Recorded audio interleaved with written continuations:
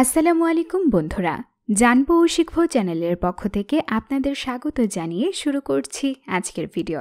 আজকের ভিডিওটিতে আমরা জানবো গর্ভবতী মায়ের গর্ভের সন্তান মেয়ে নাকি ছেলে কিভাবে পরীক্ষা করতে হয়। ভিডিওটি শুরু করার আগে আপনারা যারা আমাদের চ্যানেলে নতুন তারা আমাদের চ্যানেলটিকে সাবস্ক্রাইব করে পাশে থাকা বেল আইকনটি বাজিয়ে দিন, আর যারা পূর্বেই দিয়েছেন তাদেরকে জানাই আন্তরিক শুভেচ্ছা।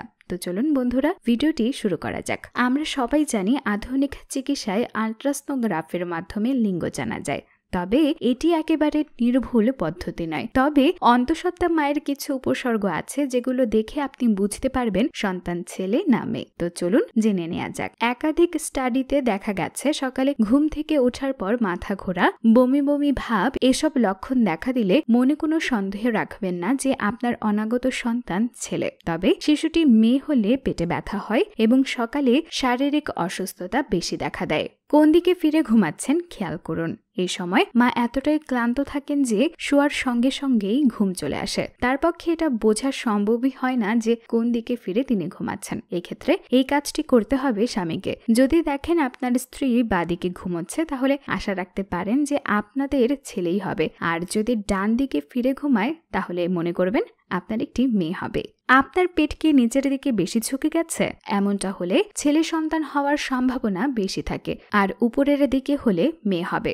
গর্ভাবস্থায় চিকিৎসকেরা প্রায়শই বাচ্চার হার্ট রেট মেপে থাকেন। এই সময় যদি দেখা যায় বাচ্চার heart rate 140 beat per minute রয়েছে, তাহলে মনে কোনো সন্দেহ রাখবেন না যে ছেলে বাচ্চাই জন্ম নিতে চলেছে। আর 140 বিট প্রতি মিনিটের বেশি হলে মেয়ে হবে নিশ্চিত থাকুন। একাধিক গবেষণায় একথা প্রমাণিত হয়েছে যে গর্ভাবস্থায় মায়ের প্রস্রাবের রং যদি গাঢ় হলদেটে হয় তাহলে বুঝতে হবে ছেলে সন্তান হতে চলেছে। আর যদি দেখেন উজ্জ্বল হলুদ রঙের প্রস্রাব হচ্ছে তাহলে এই বিষয়ে কোনো সন্দেহ রাখবেন না যে আপনি মেয়ে সন্তানের মা হতে চলেছেন। প্রেগন্যান্সির সময় বারে বারে হাতের তালু শুকিয়ে যাওয়ার অর্থ হলো ছেলে সন্তান জন্ম হতে চলেছে, আর ত্বক ভিজা রসে ভরা হলে মেয়ে হতে চলেছে। প্রেগন্যান্সির সময় একাধিক হরমোনের ক্ষরণ ঠিকমতো হয় না, যে কারণে এমনিতেই বিভিন্ন রকমের ত্বকের রোগের প্রকোপ বৃদ্ধি পায়। কিন্তু যদি দেখেন ব্রণের সমস্যা উত্তরোত্তর বৃদ্ধি পাচ্ছে তাহলে জানবেন আপনার পেটে ছেলে সন্তান বড় হয়ে উঠছে। আর মেয়ে সন্তান হলে ত্বকের ব্রাইটনেস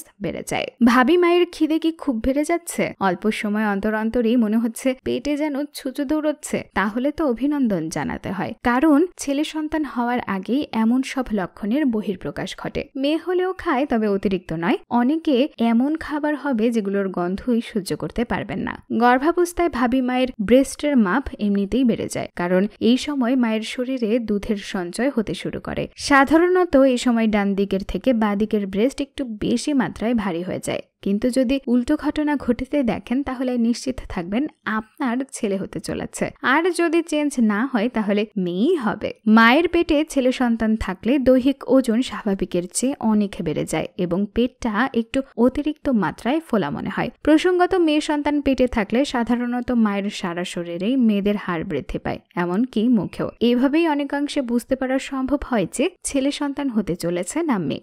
এমন ধরনের লক্ষণের দেখা ঘটলে মনে কোনো সন্দেহ রাখবেন না যে ছেলে সন্তানের জন্ম হতে চলেছে।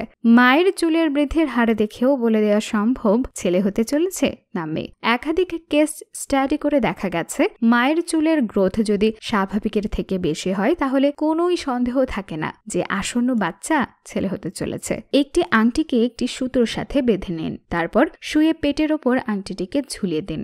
এবার আংটিটির গতিবিধি পর্যবেক্ষণ করুন। যদি আংটিটি আপনার মাথা ও পায়ের দিকে সমান দুলতে থাকে তাহলে আপনার মেয়ে হবে, আর যদি রিংটি চক্রাকার আবর্তনে ঘুরতে থাকে তাহলে আপনার ছেলে হবে।